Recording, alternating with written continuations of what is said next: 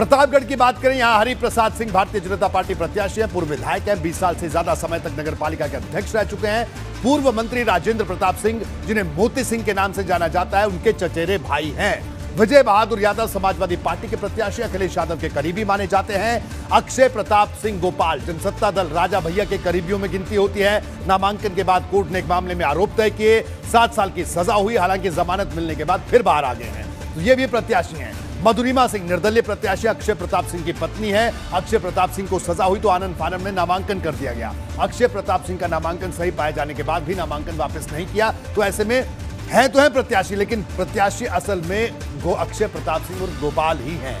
कैलाशनाथ ओझा निर्दलीय प्रत्याशी, ये राजा भैया की पार्टी के ही राष्ट्रीय महासचिव हैं। इन्होंने भी नामांकन वापस नहीं लिया, क्योंकि जिस तरह से गोपाल जी को जब सजा हुई, यही वजह थी कि 2-2 नामांकन करवाए गए। अविनाश हमारे साथ जुड़े। अविनाश, प्रतापगढ़ में सीधा मुकाबला कहा जाए तो किस किस के बीच?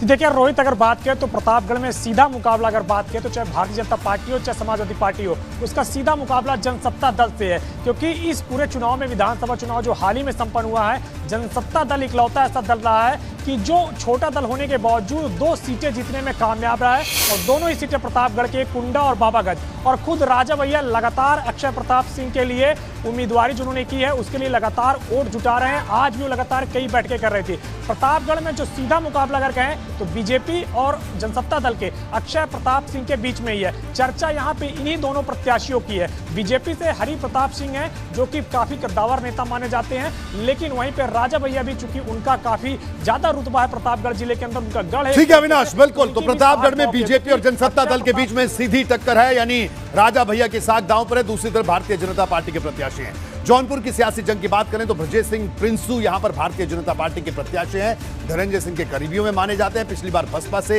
एमएलसी बने थे, कुछ दिन पहले बसपा से आए थे। और इसके अलावा मनोज यादव की बात करें, सपा प्रत्याशी हैं, बरसठी ब्लॉक के गोहका गांव के प्रधान हैं। कई बड़े नेताओं को ओवरटेक करके इनको टिकट मिला है। जौनपुर की जंग, इसके अलावा भानु प्रकाश की अगर बात करें, निर्दलीय प्रत्याशी हैं। नीतीश के पास जल्दी से चलते। नीतीश, जौनपुर में जंग किस तरह से देखने को मिल रही है, संक्षेप में बताइए जल्दी से। अगर संपादक जी जौनपुर की जंग की बात कर ले तो सीधे तौर पर अभी तक मैंने देखा, साफ तौर पर प्रिंसू सिंह की जीत कहीं ना कहीं निश्चित नजर आ रही है। चूंकि पिछले चुनावों के समीकरण को और एमएलसी चुनाव के समीकरण को देखें तो वहां पर जिस तरह से प्रभाव रहा है, आने वाले समय में भी ये प्रभाव कहीं ना कहीं यानी कोई बड़ी और कड़ी टक्कर देखने को नहीं मिल रही है। देखना होगा जी, बिल्कुल बड़ी और कड़ी टक्कर देखने को नहीं मिल रही है। प्रत्याशी मैदान में जरूर है। देवरिया कुशीनगर की अगर बात करें तो यहां पर भी दमदार फाइट है। रतनपाल सिंह भारतीय जनता पार्टी के प्रत्याशी हैं। डॉक्टर कफील खान समाजवादी पार्टी के चर्चित प्रत्याशी हैं। देवरिया कुशीनगर सीट से देवरिया की बात करने के लिए वीरेश हमारे साथ मौजूद है। एक छोटा सा एक क्विक कमेंट उनसे लेंगे, क्योंकि वीरेश, आपका गृह जिला भी है देवरिया। देवरिया में किस तरह की जंग देखने को मिल रही है? डॉक्टर कफील चर्चा में। देखिए, एक तरफा जंग देखने को मिल रही है।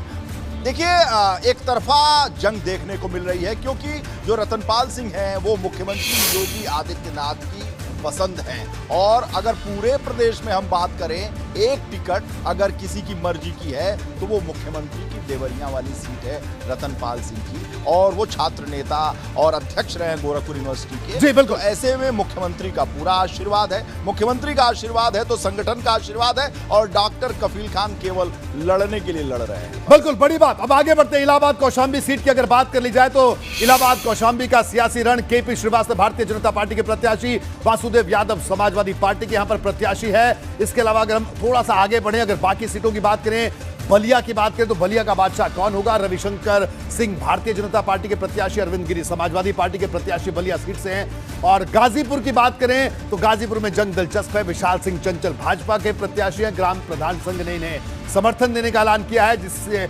मुकाबला दिलचस्प यहां पर हो गया है। गाजीपुर की अगर बात करें, गाजीपुर की बात करें तो नीतीश हमारे साथ जुड़े। नीतीश, गाजीपुर की अगर बात करें तो किस तरह की जंग गाजीपुर में देखने को मिल रही है? लगभग एक तरह से अगर बात करें तो जौनपुर की तरह गाजीपुर में भी एक तरफा मुकाबला ही है। कहीं ना कहीं ये जो सीट है कहीं ना कहीं चंचल सिंह के खाते में जाती हुई दिखाई एक तरफा मुकाबला। चंचल सिंह जिसे अगर बात करें जिस तरह से, जी बिल्कुल, एक तरफा मुकाबला देखने को मिल रहा है। नीतीश का यह कहना है। थोड़ा सा जल्दी हमें आगे बढ़ना है क्योंकि हमें एक एक सीट का समीकरण बताना है। बात पश्चिमी उत्तर प्रदेश की करें। इटावा फर्रुखाबाद की सियासी जंग के बारे में आपको एक बार मैं फिर बता दूं, क्योंकि शुरुआत में हमने बताया कि किस तरह से प्रांशु दत्त द्विवेदी और चुनाव लड़ रहे हैं। उनके सामने सीधे सीधे तौर पर समाजवादी पार्टी के हरीश यादव टक्कर में हैं, जिनका जिक्र हमने शुरुआत में भी इस कार्यक्रम की किया कि किस तरह से मुलायम भी वहां पर पहुंच चुके हैं। आगे बढ़ा जाए, अगर हम अगली सीटों की बात करें तो मुकाबला हर सीट पर है। कई सीट पर एक तरफा दिख रहा है, कई सीट पर आमने सामने की टक्कर है। मेरठ गाजियाबाद की अगर बात करें तो यहां पर धर्मेंद्र भारद्वाज भारतीय जनता पार्टी के प्रत्याशी हैं। मेरठ गाजियाबाद सीट से 2014 में एमएलसी स्नातक का चुनाव लड़ा था। करीब 8000 वोट से ये चुनाव हार गए थे। एक बार फिर से किस्मत आजमा रहे हैं। सुनील रोहटा सपा रालोद गठबंधन के प्रत्याशी हैं। नामांकन के आखिरी दिन प्रत्याशी बनाया गया, लंबे समय से राजनीति में है और यहां भी मुकाबला बड़ा दिलचस्प देखने को मिल रहा है। जल्दी से क्विक रिएक्शन सनुज का लेंगे। सनुज, पश्चिमी उत्तर प्रदेश की इन दो सीटों की बात करें, किस तरह से देखते हैं यहां की जंग? जी रोहित जी, मैं आपको बताना चाहूंगा कि जंग तो बेहद दिलचस्प है, लेकिन बीजेपी का पलड़ा भारी नजर आ रहा है। तमाम नेताओं ने पूरी ताकत झोंक रखी है। बीजेपी के प्रत्याशी की बात करें तो धर्मेंद्र भारद्वाज सीधा कह रहे हैं कि बहुत अच्छी वोटों से चुनाव जीतेंगे। सुनील लोटा का भी सीधा यही कहना है कि वो भी बहुत अच्छी वोटों से चुनाव जीतेंगे। ज्यादा वक्त नहीं बचा है, लेकिन बीजेपी का पलड़ा थोड़ा भारी नजर आ रहा है। सुनील लोटा का भी दावा मजबूत है और सबसे बड़ी बात रोहित जी सीट पर यह है कि यहाँ 6 मंत्रियों की प्रतिष्ठा, मेरठ गाजियाबाद सीट पर 6 मंत्रियों की प्रतिष्ठा दांव पर लगी हुई है। 2 केंद्रीय मंत्री हैं और 4 राज्य मंत्री हैं। जनरल वीके सिंह की बात कर लें और जो केंद्रीय मंत्री हैं आपके संजीव बालियान, चूंकि सरदना संजीव बालियान का क्षेत्र लगता है तो यहां पर भी वोट दिलाना है। बागपत से केपी मलिक हैं, मेरठ से आपके डॉक्टर सोमेंद्र तोमर हैं, दिनेश खटीक हैं और नरेंद्र कश्यप आपके गाजियाबाद से। तो 6 मंत्रियों की जो प्रतिष्ठा है वो दांव पर बड़ी बात सनुज आपने कही, पूरा सीट और 6 मंत्रियों की प्रतिष्ठा सीधे सीधे तौर पर दांव पर लगी है।